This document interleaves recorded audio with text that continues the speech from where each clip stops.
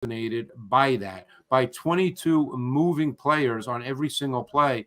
And fortunately, in my career, as it grew, I've been able to be around a lot of great coaches, players.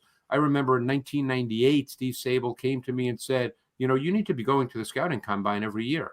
And so I've been going to the scouting combine. So there, my first couple of years, I can't do this anymore. I'm way too old. But my first couple of years, I'd stay out till 2, 3 in the morning, where all the coaches were out there, drinking, and that's where you had the great conversations, And I learned so much. I was very fortunate to get to know Bill Walsh pretty well, and he really taught me quarterback play. I still sort of follow the way he taught me quarterback play when I watch quarterbacks and then evaluate college quarterbacks. But he's just one of many, many, many through the years, because I always take the approach that there's so much to learn. I'm sure people would say I probably know a lot, but I always feel like there's more and more and more to learn. The game is evolving. The game is changing. You know how it is. You go out to dinner with a coach, and all he does is, he takes the salt and pepper shaker, he moves it around. Hey, we're going to put this guy here. We're going to put that guy on. You know how it is. I mean, that's the way coaches are. For them, it's 24/7, 365. And I love the game like that. I work, people always say to me, guys, hey, I'd love your job, to have your job. And then I say, you probably would. I work 70 to 75 hours a week for like 8 months. Yeah. And then they say, maybe I don't want to do that, but I just, I mean, you can't see it now, but I've got a TV right here. I've got my remote, and I've got all the tape in my computer, and, I just love it. I mean, you learn something new every time you put on tape. I have to ask, you still using the old cowboy remote like the old days, or they got you a new one? It says cowboy remote right here. Yeah, don't leave home without it, Jerry. I love, it's still the best remote ever invented for watching football. Yeah, but Greg, I got to ask, and I, you starting when you did in '79, and now you're still doing it in 2023. How has it been for you with the changes in football and the way? As the old folk, and I guess you could say that John and I now are old folks, like to talk about how it used to be in the game of football. Right. Now that it's progressing to what it is now, and such a, I don't want to say two-hand touch, but obviously a day and age where we're protecting players more and taking away a lot of the big defenseless hits, and offense is what everybody wants. How has that change been for you from '79 to 2023? Yeah, I mean, there's multiple ways for me to answer that. One is as a fan, and the other is just in my job. As a fan, I think, and I've said this to people, around here at Films. I mean, the worst feeling to have for me as a fan when I'm watching a game on Sunday is to feel like whenever I see a good play, am I waiting for a penalty flag? And I hate that feeling. I just want to see the game played. And by the way, I don't want people to think that means I don't want players to be safe. I mean, that's not the point, but, you guys played, it's a physical game. Some might even use the word violent, but, let's use the word physical for now. It's a physical game. I'm not saying that you want people to just smash into people when they're totally defenseless and hurt people. But, as a fan, I just want to see. I was never one, even when I played sports, to worry about officials. I just want the game to be played.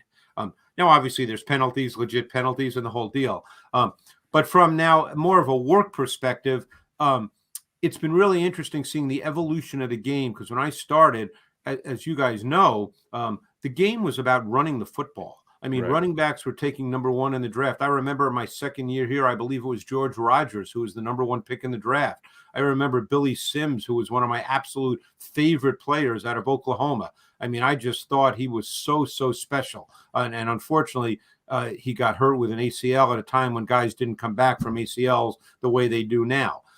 So the game was about running the ball. There was, not a lot of 3 wide receiver sets. There was not a lot of shotgun. I mean, I remember talking to Steve Young, who I know well, and Steve would tell me, I didn't take one snap in the shotgun my whole career, So, as far as my work, the evolution of the game, which I really enjoy, because to me, that's the intellectual and academic part of it. It's constantly changing. You constantly have more to learn. You constantly have more to study.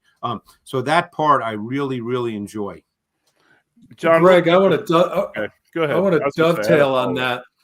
You've been spending years and years studying film, watching the evolution of the game, and now with so much social media out there, so many pod vidcasts, everybody, I don't want to say everybody, but there are a lot of experts out there, self-taught, some of them who get it right, and some of them who get it wrong quite a bit.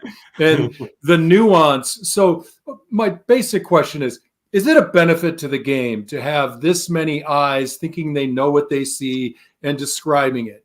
Or do you find that to be a little bit tiresome, or do you not pay attention at all? Look, the people that know me and work with me and know me well know that I am not one of those people that thinks I know it all. You know, as I said, I always think there's more and more to learn. But I've been doing this for a long time. I mean, I literally work 7 days a week studying tape, which doesn't make me brilliant or the smart. That's not my point. But this is what I do. I mean, I wasn't joking when I held up this is what I do. I sit here and I watch tape. I take detailed, copious notes of everything I do. I mean, I have books of notes, so, and like I said, I'm always wanting to learn more. So I know what I do. I don't know what others do, but yes, there are times when I'm on, look, I have to be on Twitter. I have to be, because that's the nature of life right now, for our profession anyway, for my profession. And there are times I see guys who maybe they're writers, maybe they whatever they are, but they're not guys sitting in their basement in their underwear. They're guys in the business, you know what I'm saying? And I see them, try to break down a play, and I say, you really just don't know. And I mean, it's not my job to police, what they're doing. No, not at all. Not at all. My job at all. And the other thing that I always find really interesting is when, younger guys who are trying to get into it and, are trying to work hard and do it the right way. Maybe they're 25, 28 years old, and they'll put up a play and they'll say, I've never seen this before. And I think to myself, I've seen it 1,000 times. Because I've been doing this for a long time. And, as you guys probably know, there's very little that's brand new that no one's ever done. It's just how you get to certain things, but there's very little that's never, ever been done before. I was fortunate enough to do a book with Ron Jaworski years ago called The Games That Changed the Game. And we did 7 Sundays that changed the NFL. And one of them had to do with the San Diego Chargers in the 1960s with Sid Gilman, who was considered the father of the modern day passing game. And so we did one of the AFL championship games where they beat the Patriots. They killed them. And I remember I was able to get footage from the New England Sports Hall of Fame of some Patriots games. And it was coaching tape, believe it or not. They had coaching tape from 1963. And I'm watching this tape in my office, and I see a zone blitz, an exact zone blitz from 1963 that Dick LeBeau, who Dick LeBeau would be the first to tell you he didn't create the zone blitz, by the way. But, he made it famous. He made, people think he created it. You guys know he didn't, but I'm seeing it, and it's 1963. So, nothing is brand new under the sun, so it's just how you get to things, how they look, formation, all that kind of stuff. You guys know all this. But, football it's still a certain kind of game. And anything that's played in confined space, there's not 1,000 things you can do. There's confined space. Right. Greg Cosell joins us, obviously from NFL Films. You might know him from his weekly stint on One Bills Live, and you can check him out every week. I think you're on Fridays, right? Fridays at 2 Eastern time. Yep. Fridays at 2 Eastern time. And Greg, I got to ask you, talking about the science of football and the way things are going, and we've talked about, things of old showing up now and all that.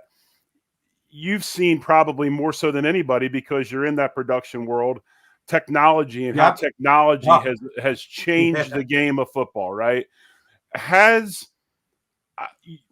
don't like it, and probably because I'm 53 and I don't understand it like my son, who's a tight ends coach at Drake, does, and they get all into it. But I look at this, and has analytics, is it ruining the game of football? Has it changed the game of football? Because you see guys nowadays like Mike McDaniel down in Miami, these wonder kids that are so great on computers and technology, and they rely on analytics and these types of things. Has analytics, is it hurting the game of football, or is actually bringing a side to it that is refreshing and new and good for the game? Well, Joe, the way I'd answer that is this. I think every coach, you can go back to Paul Brown, would want more information rather than less information. The question is, how do you apply that information? Right. And that's where I think different coaches apply it differently.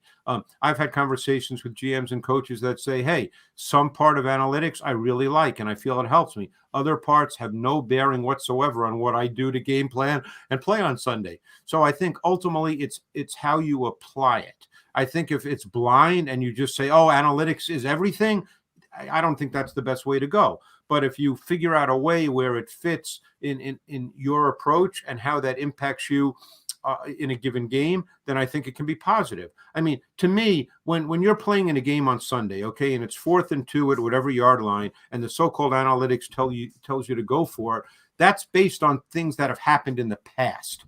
Okay, Right. Analytics is results based, not process based. What I love about what I do is I love the part of being process based. The results to me are the result. Hey, everybody's a genius when you have access to the results. That's easy. I mean, but we love that about fans. They have access to the results and they're passionate. That's great. But coaches, and again, I know they're paid to win. We get all that, but it's a process based business for 6 days a week. Obviously, you play even through the game, and obviously you have a win or a loss. And if you have too many L's, you won't be coaching very long. We get that, and they get it too. But for the most part, it's a process-based business. You're trying to figure out the best way to go about doing something that gets the most out of individuals and groups.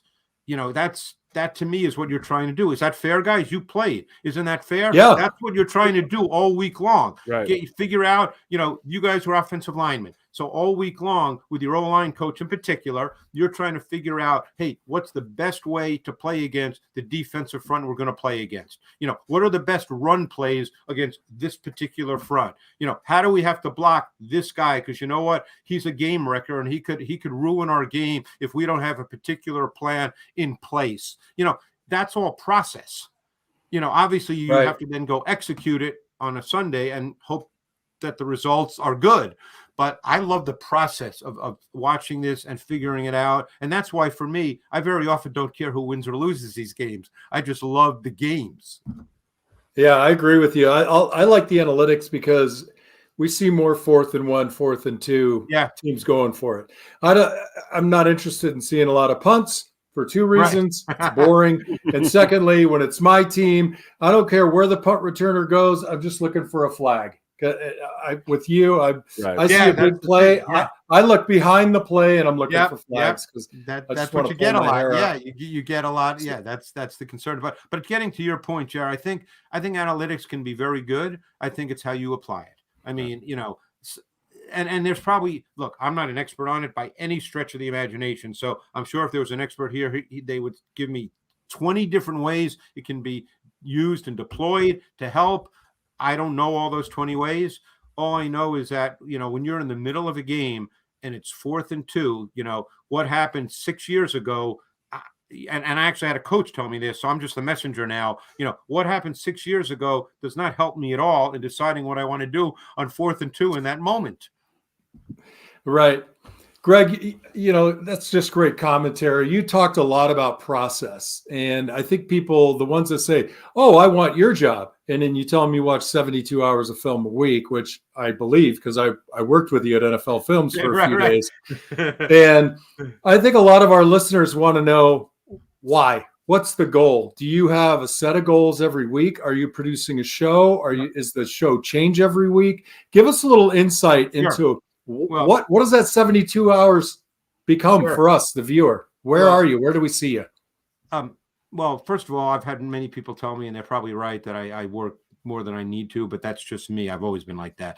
So what I do at NFL Films, I created a show called NFL Matchup in 1984. Yep. For years and years, I was the producer of it, but I felt in my role as producer, in order to work best with the on-air talent, as we like to call them, of which I guess I've become one of those now. But I felt that I really had to learn the game through their eyes, through the eyes of the coaching tape, and through the, really learn football in order to be able to have good conversations with the talent and have the best show possible as a producer, even though the words were not coming out of my mouth, and then just in terms of intellectual curiosity, when 8 years after the show began, when we got the coaching tape, that for me was the Rosetta Stone. That's where, oh my God, now I can really learn the game. And now I not can I just have conversations, but now I can sit and watch the way the game is coached and taught and the way the players take it in. Now I can really learn this. And I would say for 3, 4, 5 years, I didn't really know a whole lot. I mean, and I'm still to this day learning, but at least now I can put on the tape and, I pretty much can know what I'm looking at for the most part. But, and then about, I think it was 6 years ago, I became on-air talent on my own show because of, changes at ESPN.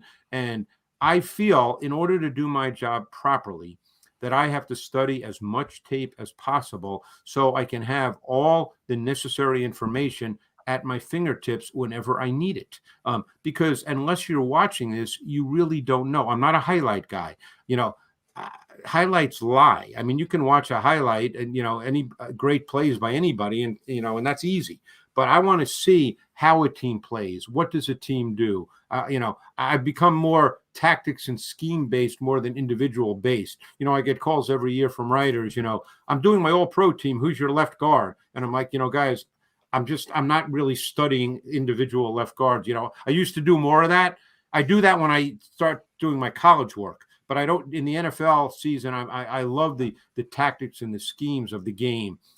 But I also do, as you guys know, radio. I do, I think 4 or 5 local markets, including Buffalo, but I also do Colin Coward, which is national. I do Ross Tucker, which is national as well, and they want to talk about everything. And, I just don't feel comfortable talking about it unless I've seen it. So for instance, Buffalo, which obviously, that's you guys are most concerned about that. I have to watch their tape and their opponent's tape every week, or I do not feel comfortable going on with Brownie and Tasker. I just don't, because, and maybe the fan wouldn't know that at all if I didn't, watch everything, but I would know it. And that's all that matters. I would know it. And, I have to do it the right way for me. That's your 72 hours a week right there, Greg. Yeah. You're a machine. Yeah. Hey, who was the guy? Who was the guy that used to write the football Bible every year that Paul, he passed away. He used to write. Zimmerman, Dr. Yeah, Z. Dr. Z. Dr. Z. So you're like you're like a Dr. Z, Greg. Yeah, except he wasn't watching tape, Jerry. So, yeah, I don't know if I just gave away a secret there. That's but a whole. That's a whole nother. That's a whole nother. That's show. a whole nother. That's a whole nother show. Yeah. But no, hey, Greg, go ahead, Jerry. You're up. Oh, I was just going to say, one of the things I loved about NFL films as a kid was the personalities of the players that you showed. I remember as a kid, I one time for a birthday present or Christmas, I got SI from my parents, and one of the things I got was this tape called Crunch Course, and it's that tape where the Lawrence Taylor's stomping around the end zone. We're going to play like a bunch of crazy dogs and have some fun. And, all that, right? Yeah. And that was the thing I loved about NFL films. You built these personalities. I mean, you guys, John Madden was famous, but you guys took John Madden to another level, right? Well, it's funny, Jerry, you say that because that was Ed Sable's vision from day one. He wanted to present football. He wanted to, in a sense, combine NFL football and Hollywood movie making. Right. That was really the plan when he thought of NFL films in 1963.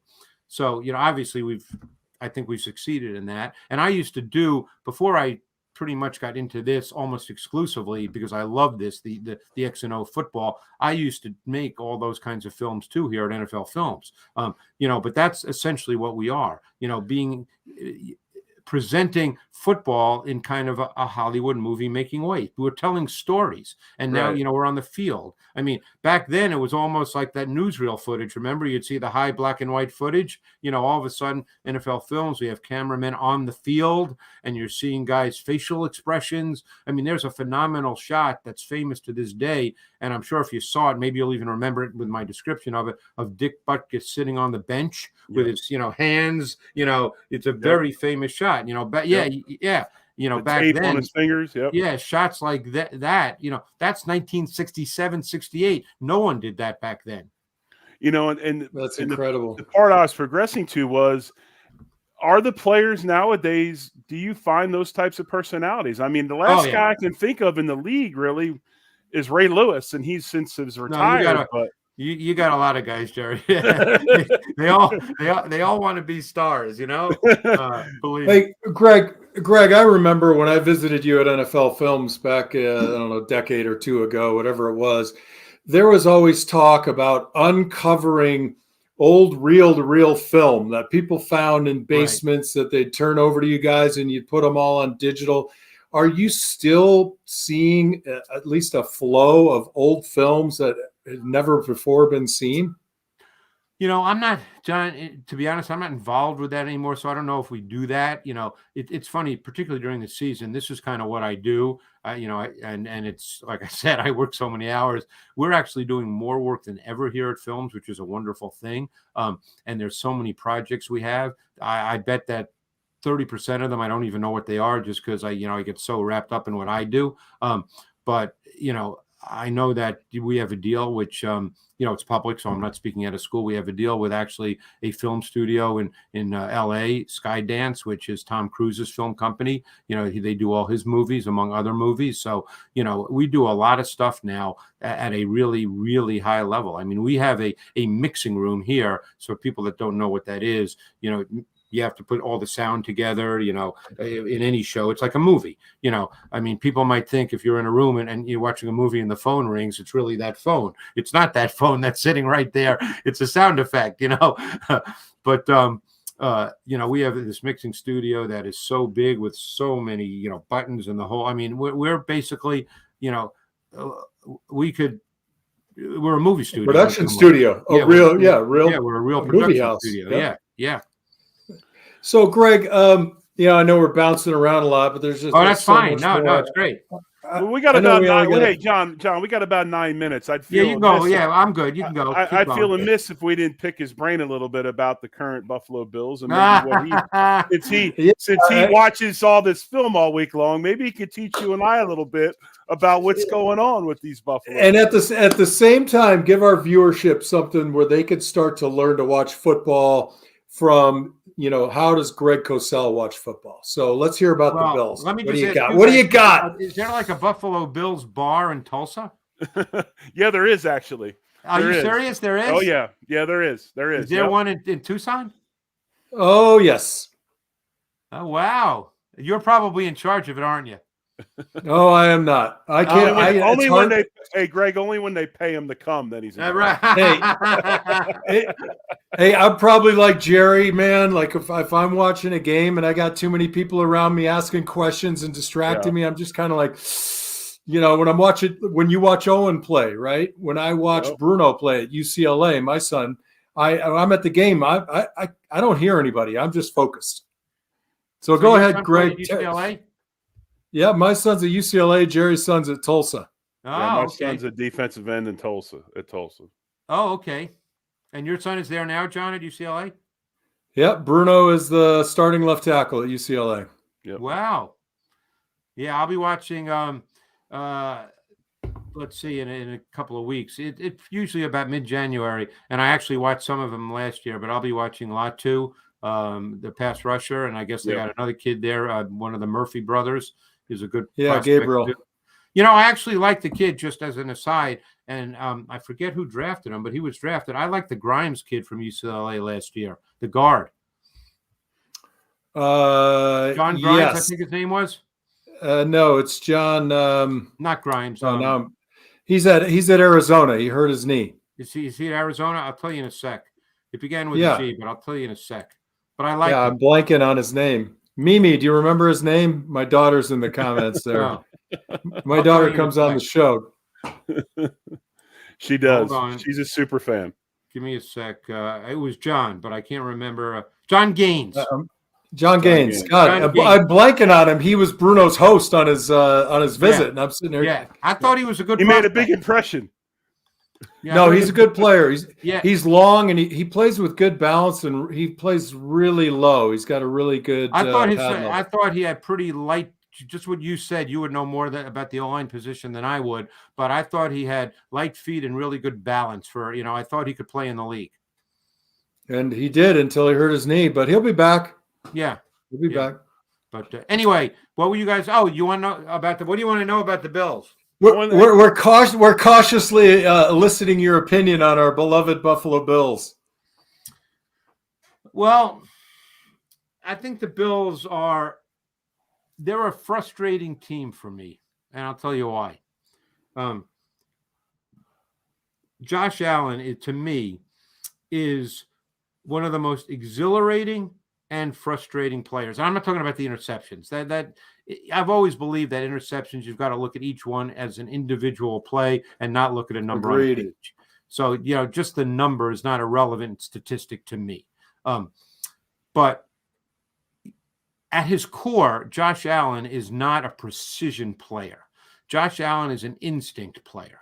I agree. And he can do things, obviously. I said 3 years ago, and people who, I will say this, probably didn't know a whole lot about football, and even some that might have said, oh, you're crazy. I said 3 years ago he was the most physically gifted quarterback in football, which is not the same thing I would say to people saying he's the best quarterback in football, but he's the most physically gifted, okay? But he's not a precision player in a strict sense. So there's one thing that he does that I guarantee would drive you guys nuts, but it's just the way he plays, and my guess is it won't change. He leaves the pocket prematurely too often. And he leaves throws on the field. Now, can he then make a special play? Yes, he can. And some of his special plays are ridiculously special. But like I told you guys, I was taught by Bill Walsh, okay? And so when I'm watching a quarterback, and by the way, I've met Josh. I don't know if you guys have met him. He is a great kid. We all know, like I said, how gifted he is. But, there are a lot of quarterbacks growing up playing now who are better athletes than the guys, going back years and years. And they've grown up playing from the time they were 10, 11, 12, where they were the best athlete on the field. And they could always do something with their legs. And, we've seen Josh be great. But, I would just love to see him at times just play with a little more precision, let the play work for him rather than trying to make the play. Let the play work for him. There are times he gets himself in trouble with that. And, but at the end of the day, when you look at what he can do and the fact that I imagine if you're a teammate, even an offensive lineman, you feel that you're never out of a game. They can always make that kind of play. And, not being in the locker room, I'm not there, but I'm sure you guys could speak to that better than I could. I'm sure that's a tangible feeling that, hey, at any moment, our quarterback can do something incredibly special. Yeah. So you nailed it. And right. I think that is the kiss me deadly with Josh Allen. Yes. Right. Great way to describe it. We want him to, we're always looking for him to find the balance between the two. And I actually believe we're approaching that at this point under Joe Brady, which is different than Dorsey. But as an offensive lineman, Jerry and I just watched the second half of the game today again. And, in the second half of the show, when you leave us, everybody's going to be absolutely stunned when we don't tell them the offensive line was awful and we tell them why. Let me ask you this. Are the Bills overachievers or where they ought to be given the amount of injuries that they've been sustaining over the past 2 years? It's interesting because I have felt over these last couple of years that overall they were not as gifted as their record. I mean, everybody said, man, they have super, super talent. Again, and I'm just speaking watching tape. So, I don't want people to think, for me, none of this is ever personal, I'm right. just no, absolutely not. Yeah. I thought that, quite frankly, guys, and you can speak to this better than I didn't think their offensive line, which I think's played better this year, but I thought in recent years, their offensive line was really not that good for the most part. I thought other than Diggs, they really didn't have another consistent weapon on the perimeter. Gabe Davis once in a while, but, not They didn't really have that second guy. And by the way, I think Diggs is great at what he is, but he's not a vertical dimension. They don't really have that guy. Like I would not put Diggs, and I hope that Buffalo fans listening to this are not going to, shun me now, but I may even have said this on One Bills Live, but I don't think Diggs is in the category of, let's say, the Jamar Chases or the Justin Jeffersons. I think he's great at what he is, and what he is, he's real. To me, he's kind of the highest level possession type receiver you could be. That's what he's not a take the top off of it guy. Yeah, he's not going to. Do you guys agree with me? Oh, I agree. 100%. No, 100%. And nobody thinks you're personal. You're probably the fairest arbiter in describing all of this than most of the loudmouths on some of the social media. And the other thing you do is when a person watches 72 hours of film a week, you can say what back you it up. And I've seen every player. That's the thing. I've seen every player, and I'm not watching highlights. The other thing I'd like to see Joe Brady do a better job of than Ken Dorsey. And again, no knock on Ken Dorsey. I don't know the man. I've met him once, I think, at a combine. I certainly don't know him. I'd like to see their run game and their pass game have better synchronicity, be married together better. I think that, and that's one reason I've always been a believer in under center play action more than shotgun play action, because I think marry your run game and your pass game better. In what regard? I know what that means to me, but are you talking about making your play action looking more like run? Yes. Yeah, because what you're trying to do, to me, with play action is you're trying to put players on defense in conflict, okay? Right. That's what you're trying to do. I mean, even defensive linemen, people never think about that. But let's say you are really good with outside zone and you have outside zone run action. What happens? You guys can speak to this. The D line moves laterally first, not vertically. That gives you an advantage in pass protection. There's another beat and fractions in football matter, as you guys know. But I think this is why someone like Kyle Shanahan is so good. He puts second-level defenders in conflict, because they have a run and a pass responsibility, and he plays with that. He toys with that. And I've always believed that the longer it takes to get to the mesh point, the more conflict you create. To me, shotgun play action, for the most part, nothing's 100% in football, as you guys know, but for the most part, shotgun play action is that quick fake. You're not really putting guys in conflict. Every once in a while you can, but, to me, under center, which I call conventional play action, it just takes longer to get to the mesh point. The second level defenders have to kind of wait to see what it is. And while they're waiting to see what it is, receivers are running routes. And, I just think that I'd like to see more of that in the context of the Bills. And for everybody listening, the mesh point is when the quarterback takes a snap under center and he's moving backward while the running back is moving forward, and you're faking the handoff at the mesh point. But I also think, and it's something we're going to talk about here in a little bit, about last night's game, but I think that thing goes hand in hand what you talked about earlier with Josh, as far as is he a precise or precision quarterback or a great athlete playing quarterback? I don't know if Josh, it's going to take a lot of work to get him to be that under center guy. But I think that's something I think you can teach, Jerry. Oh, I do too. I think you can too, but I don't know if he wants to, so to speak. I think right, and I don't know him, and I wouldn't speak to any of that, because I'd have to, it's like when people on shows, the people I do shows with every week would never ask me this, but every once in a while I'll do a show for a friend or whatever, and they say, well, someone a great leader, and I say, guys, I can't answer that. I'd have to be in the locker room every day to know whether someone's a great leader. I can't answer that question, and I'm totally honest about it. I can't answer that. But it's like when John and I played. The only time we were in shotgun was when it was a definite third down passing situation. Right, and play action wasn't going to be a factor anyway. Right. Right, but I just think, because, what you're trying to do with defenders, I'm a big believer in scheme. I mean, I know that the game is matchups, and obviously there's always going to be matchups in football at every position. You're an offensive lineman, you're playing tackle, John, and you got a pass rushing DN, you're matching up to him, okay? You got to block him, okay? There's matchups. But when it comes to, let's say, the pass game, and I know there's one-on-ones on the perimeter and teams play man, I get all that. I've been doing this a long time. I know that. But I like to see the really nice schemes that get people open. That to me is what coaching is. It's easy to say, oh, we got, Devontae Adams, so we're just going to put him out there and he's going to win. Well, yeah, can he win? Sure, he's Devontae Adams. He's a great player.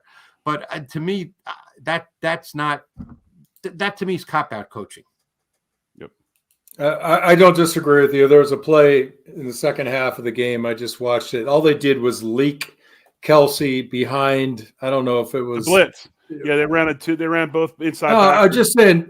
Yeah, Kelsey just jogged a slow route right behind the receiver and then stopped, and it put our linebackers and our nickel corner in a position where they just couldn't get to him quickly enough because the wide receiver was just running him downfield. Right. And the whole point of that play was we're going to take 8 yards, and then our big guy can fall forward for 3. And that's it. I'll give you a great example, and then we can wrap up.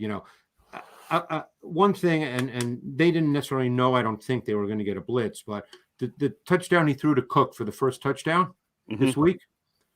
Yeah. See, I love that. That was 4 strong. Okay. They started out in tight bunch, and Gilliam was number 3 in the bunch, and he went jet motion and then orbit motion back. So they ended up with 4 strong, which has become very prevalent in the league, something I love, because 4 strong is really hard to deal with if you're playing zone, because zones can't handle 4 guys to one side running routes. And they ended up running 3 verticals and what we call H seam. It's all verts H seam is basically what the play is. Cook was offset to the 4 strong side in the backfield, and he ran the H seam, halfback seam for people, so they understand what I'm saying. Right. It's halfback seam. Now whether they knew they were going to get a blitz or not, only they know that. I don't, but they got a blitz. But the point is Sherfield went in motion, or maybe I'm confusing plays, but somebody went in motion. It might have been Sherfield. I can't remember every detail of the play. Actually, I've got my notes, and I can tell you in a second because I was watching it earlier today, obviously, because today's Monday. So I'll tell you in a sec because I do have my notes,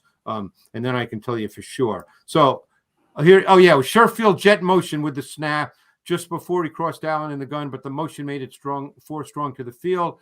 3 verticals concept with Sherfield, the swing outlet. Cook from offset backfield alignment ran H seam as the middle vertical with linebacker Bolton and safety Edwards uncertain as to their coverage responsibilities behind the 5-man pressure concept. And actually, Connor got in clean off the field edge, but the timing of the throw by Allen beat the beat him. But the point is the 4 strong caused them problems, caused Edwards and Bolton's a really good player, by the way, and a smart, savvy player, but it caused them problems because they were short in coverage because of the pressure, but they weren't sure how to react to it. And that's the kind of stuff I love. The schematics of that. They caught him. They got him. They got him with the play call. Greg, I could see you with your Cowboy remote running that playback probably 10, 15 times before you're set. I got it. I do the same thing when I prepare the other for our play show. I was thinking of that was 4 strong was that Knox caught an 11-yarder in the first half. That was the one where the Gilliam went in jet, then orbit motion. It was an 11-yarder to Knox in the first half. It wasn't a huge play in that sense, but they went 4 strong out of 21 personnel because I view Gilliam as a fullback the way they use him. But that also caused confusion in the Chiefs' zone match concept, and Knox, who was the original point man in the bunch, was wide open in the middle on the quick inbreaker, and it was 11 yards. And plays like that don't seem like a lot, guys, but you know how important plays like that are. Yep. Yeah. Sure. To me, that's a chunk play. Anything over 7 yards, and I'm as an offensive lineman, I'm thrilled to the gills. Ladies and gentlemen, Greg Cosell, thank you so much for joining us. I mean, just hearing about what you do daily, your passion for the game, your dedication, and how much film you watch. I know Jerry and I are a little jealous, and sounds like things are growing there in Mount Laurel. And if you need applicants, maybe Jerry and I can take a load off with you, help out a little bit. But for my part, I just want to say, old friend, thank you so much. I've never forgotten the time I got to spend with you. And, hopefully I'll get to see you live again soon. Jerry? Greg, I appreciate you very much. I'll come up as long as you give me a hoagie and a cheesesteak every week. I'm good to go, man. Let's do it. There's hoagies and cheesesteaks all around here, Jerry. That's not an issue whatsoever. I used to be a sucker to come up for a Yingling, but I can get that across the country now. So I'll just take the cheesesteak and the hoagie. It's local, but yeah, you can get those anywhere now. But a really good cheesesteak, you got to be in Philly. Exactly. Yeah. Greg, thank you so much, man. I appreciate it. Hey guys, I really appreciate it. Thanks. Maybe we'll do it again. All right, we'll talk to you later. All right. Bye now. Holy Victory Monday. We had Greg Cosell on the show. Right, look, how great is Greg Cosell, man? Dude, that was awesome. Can we do this again? It's Joe, go on a trip. I want to talk about all the other stuff too. Hey, real quick. Joe's in Tahiti or something. Yeah. Real quick before we get into last night's game, I had a little bit of a snafu to start. So real quick, I want to hit this I want to hear from our sponsor, Fichte, Endel and Elmer, real quick, and then we'll get into last night's game. Okay, Johnny? You good with that? Okay. Yeah. All right, here we go. Picture this. Crystal clear vision without the hassle of glasses or contacts. Imagine watching Josh Allen's game-changing touchdowns with absolute clarity. At Fichte, Endel and Elmer Eye Care, we can make that a reality. Now, in a matter of seconds with Zeiss Smile technology, you can see clearly and get back to doing the things you love as soon as the next day. Visit us online at fichte.com and take our free self-test to see if you're eligible and schedule an evaluation. At Fichte, Endel and Elmer Eye Care, we are focused on you. Go Bills. Who let the guy with ADD run in the show? Who did that? I don't know. Who's that? Me or you or that's or Greg? me. That's me. But anyway, so when you broadcasted, it didn't go out? No, it went out after I hit the stream button. After a few minutes of we're good though, man. We're good. We're good. Hey, that was great fun. Yeah, that was awesome. That was a good get, and you need to get him on again because that was seriously, that was phenomenal. You know what's fascinating about Greg, having met him in his, quasi dungeon at NFL Films all those years ago, is there's probably nothing changed about that office. There's that remote control, there's his TVs and his access, and you saw binders of notes all over his room, his office. And I just love his he's so even-handed in his opinion. There's nothing personal about it. And it's crazy that I feel and you feel, and I think a lot of people on our particular network who talk a lot, Spence and Joe and Sarah and I, as a group, we share a lot of opinions, and to hear it more or less validated from a guy who's, right, who has the time to watch 6 hours of film a day or 10 hours of film. It was brilliant. All right, man, let's get into it. I feel let's get into last night, man. Let's talk a little bit about the game last night. Yeah, man. Look, I as much as I hate 3 years running, we had to play Kansas City. I also feel like somehow it's good luck. I thought we were going to win. This game pretty much went by script from what I expected from Buffalo from the last freaking 10 games, right? Nothing surprised me. So I was just happy that when things got a little dark in the second half, we were able to put at least one drive together, right? And thrilled to come out of there with a victory. Nothing's fixed. Nothing's perfect. It's going to be a freaking boxing match next week. And I'm just happy to get the W. What do you think? No, I mean, anytime, you know how it was, John. We talked about it all the time. Anytime you go in the hostile territory, especially in December, you're playing for something. The number one goal is to win. And I put it up there yesterday on the X app. We used to say it all the time, a win is cash money. That means you're advancing, right? Money. I'm all about the win, however it is. I don't care what it looks like. The thing that I liked about last night, before we get into the offensive line specifics and some of the stuff that we saw, because I know people have questions. And hey, if you're in the comment section like Roy, Matt, Richard Rush, Mike Kingsley, all you guys, if you're in there, jump Amanda, in. Mimi, Tracy. And the Mimi, Tracy, if you jump on in with some comments, if you're on Facebook or Twitter, you want to hop over to Facebook, or not Facebook, you want to hop over to YouTube, you can get in on the comments. But, it's one of those things where the way they competed, I mean, from the quarterback down, I mean, it was one of those physical games. It was an ugly game. I mean, Josh was, he might miss the obvious completion, but then he makes the circus play on the sideline. I mean, all the way down to the coaching staff, you could feel the intensity of that group. They wanted that game. They wanted that game because of what went on that week with their head coach. I said it last night. Show me a team that team wants to play for McDermott. They want to play for him. They want to win games. They want to do all those things. They showed a lot of guts last night, a lot of character, and I could give a rat's what it looked like. They won the game. That's all that matters. Now on the next week, and let's get another one, because I think now we need 8 in a row. We needed 9. Now we need 8. Yep, that's right. Jerry, a couple of thoughts have been popping into my mind when I was watching the second half again. I get annoyed when they talk about genius coaches and crap like that, but I got to give a nod to Spagnuolo because he schemed the living hell out of that defense up front. And we'll talk a little bit about that when we approach the offensive line play. But I'm curious, why does the right guard always signal with the hand the ready for the snap? Why is the right guard looking back at the quarterback when he's a rookie, and the left guard, who's a little bit more seasoned veteran, could do the same damn thing? I think that it might be a little challenging for Torrance to do that right now.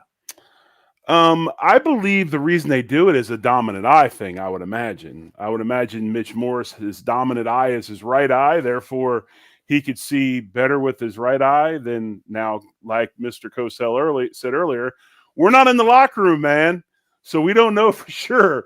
But it's always the right guard. Right. It seems like it's always the right guard. Right. I don't know. I think it's a dominant eye thing.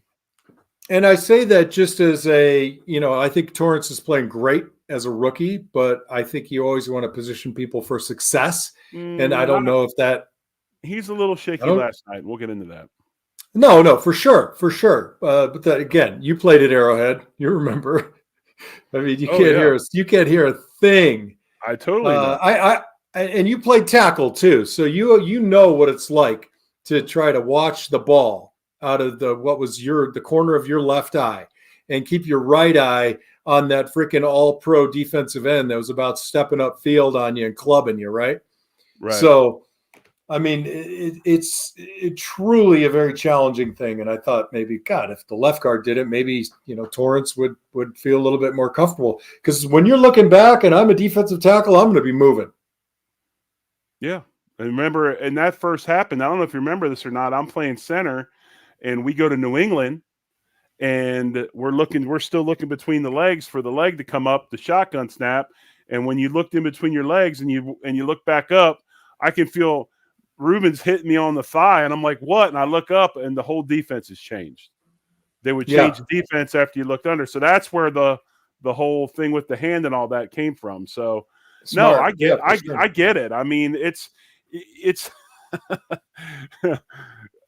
there's nothing you can do in that noise, but just try to. And that's why you said a win. We got the win. Right. Well, I mean, there's one of the greatest stories in the history of Bills folklore happened at Arrowhead with Will Wolford. I will never forget that the time that Will Wolford changed. Why did he change his jersey number? Do you remember that story? Oh yeah, Derek Thomas changed it for him. Exactly.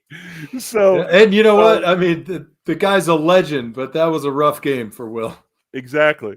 But you know what? I had a rough game. You had a rough game. We all had I mean, you can't suit up and be perfect. No chance. And I think Bob has a good point. How many snaps does it take to read that count? You got to work with it. We used to do you'll see people do the second hand motion, 2 leg raises, all that stuff. You try to mess with it.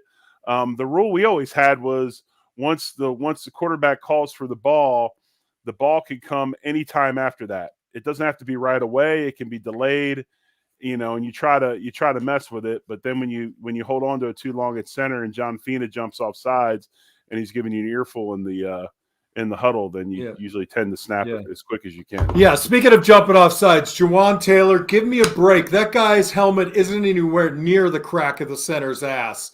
And that guy twitches. That guy twitches like he is coming off an addiction. I mean, he's shaking out there. I'm telling you, this is insane. In the 90s, if we moved like that along the line of scrimmage, there'd be laundry everywhere. That guy's backing his foot. He's moving his – forget it. That's snap simulation. But the thing is that, I mean, we've already made 99% of the rules for the offense. Why do we have to make 100% of the rules for the offense? I mean, it even goes into last night with the whole offsides call on Tony. I guarantee you he's probably lined up that way most of the season. You know what, Jerry? Mimi, put it in the comments. The guy lined up outsides. I saw so much of it on Twitter today. This is a non-versation. No, exactly. It is a non-versation. And we did not get a break. They committed an error. Right. It's not a break. We didn't get away with anything. They finally decided to flag it. It is nice to see that, Big Red for the most part, and then Patty came to their senses today, and Patrick for sure apologized for his behavior, especially apologizing to Josh Allen, how he acted after the game when he went up to see Josh. So obviously he gets on the X app and seen the public outcry. Yeah, good for him. I forgive him. All right, let's talk. We don't have a lot of time, Jerry. We had a great time with Greg Cosell, but there were a number of things that people lash out on the offensive line, so let's deal with it right now. Second half, I watched it. You watched it. Take away from your notes. The first drive of the second half, 3rd and 12 became 3rd and 7, and then Torrance had a mental error. Yes. Tell us. He had a couple of busts last night, and when I say that, MAs or mental missed assignments, he slid wrong. He slid the wrong way. You could see he was a bit confused. And this goes with what John was saying earlier about, are we giving this rookie too much?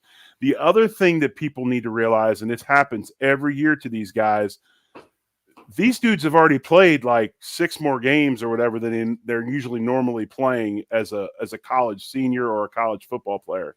So there is a bit of a wall that the rookies hit during the season just because it is so long. But no, he had 2 missed assignments last night, slid the wrong way. I did not see the Bills particularly trying to slide to Chris Jones every play. They left Chris Jones on an island, but I also think that Spags, the DC over in Kansas City, did a really good job of getting him one-on-one with certain people. They had him one-on-one with Spencer Brown some. He had some success over McGovern.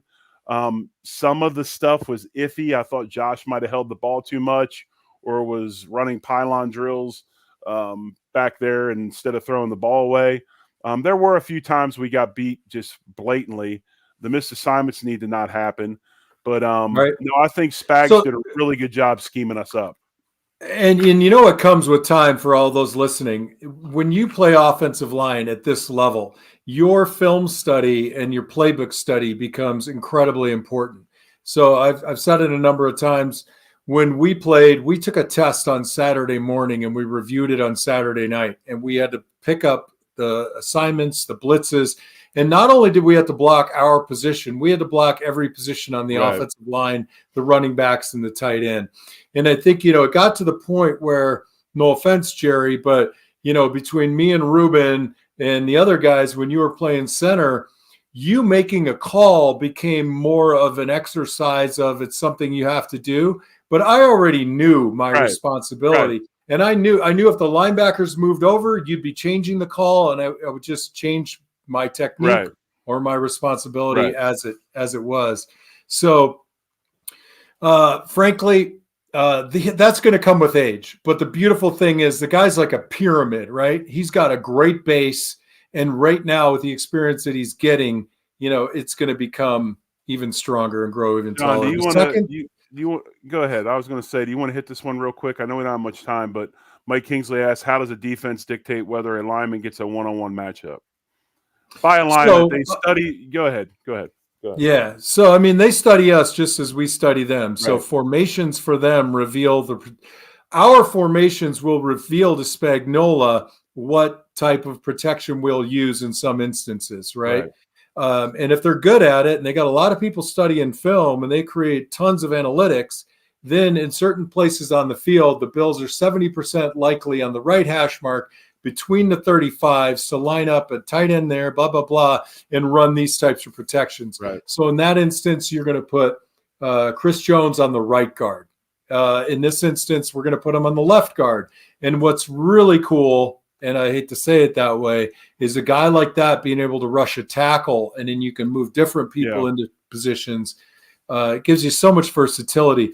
The fact remains that we looked worse as an offensive line, not because of us, but because the combination of the offensive line, missed assignment by the running back. Josh should have thrown a couple of balls away.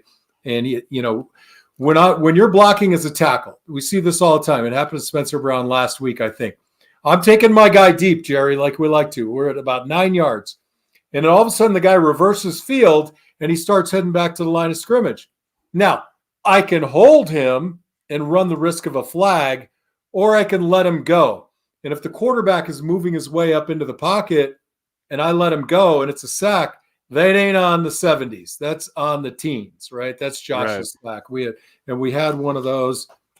That play, I think, God, we had 6 seconds and Josh held and waited and waited. It was 3rd and 27, and that sack is on him.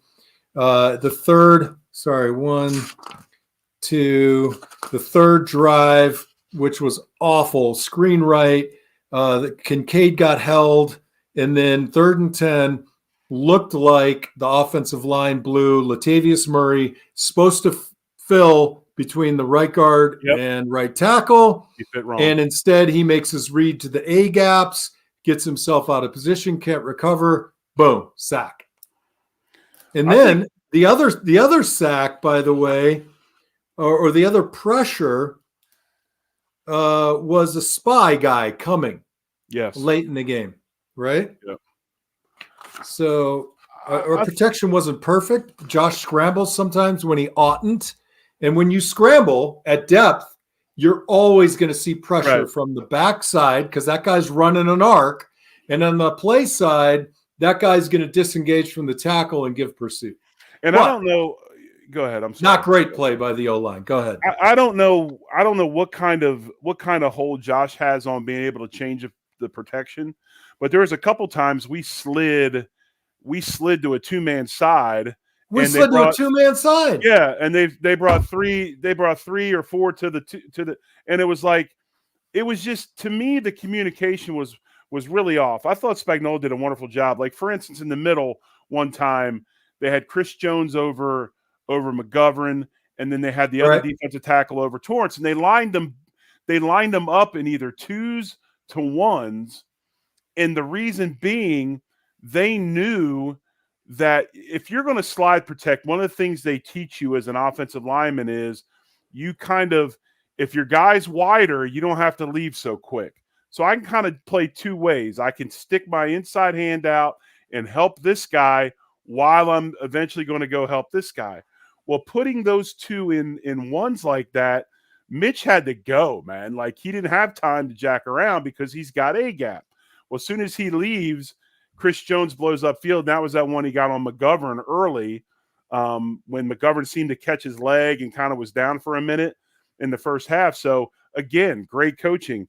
They did a wonderful job there. So I felt that, I didn't think that we ever – I don't think it was such a big-time mismatch. It's just we just got beat up. I think we had some issues with missed assignments and understanding where we needed to go with what pressure was being shown. Spagnuolo did a really good job of showing some phantom stuff where, we're going to come here, those guys bail, and the other side comes. Stuff we deal with all the time. Did you catch that game in the second half that they ran over on Dawkins and McGovern's side? It was freaking awesome. It was a delay game. the 3 or 2 technique took McGovern inside, Dion setting out on the lines on the defensive end, who slow plays him, and then the linebacker from depth creeping. Instead of coming to coming to the quarterback, he goes and picks Dion, and that puts the running back in a bind, and the defensive end rolled in. Man, I watched that thing like 4 times. It was freaking poetry. It was a brilliant game. Oh, definitely. I mean, it was a great job. It was like I said, I thought Spagnuolo did a wonderful job last night. I just think that the biggest thing for us in the second half, John, and I wanted your opinion on this. We're doing some different things. We've really gotten good at running dart, and now we're running dart to both sides. And what I mean by dart is it's that spread concept counter run where we're not pulling guards, we're just pulling that tackle. They usually do it with Dion. Last night, Spencer did it and did a really good job with it. And I think eventually you'll see us building some play action off of that. But, why did we go away from – it seemed like early in the fourth or whatever, late in the third quarter, we kind of abandoned the run and went back to, as Greg was talking about earlier, the run pass mesh left us, and we just started running plays instead of running those mesh type things between run and pass. And then because we were having success running the ball. I think that was another issue. We didn't stay with the run. We kind of bailed from it too early. Yeah, I mean, love or hate Tony Romo, if you will, but at times he has the most incredible insights until, the drive where we ended up kicking the field goal, actually the one before it, we hadn't run the ball in 10 plays. Right. And, that dart play, I like to call it zone revert. So you run zone left, but the guy on the far left, Deion Dawkins, comes across the line. So that play's been working extremely well. We did have some angle blocking, some people call pin and pull, and we had great luck with that.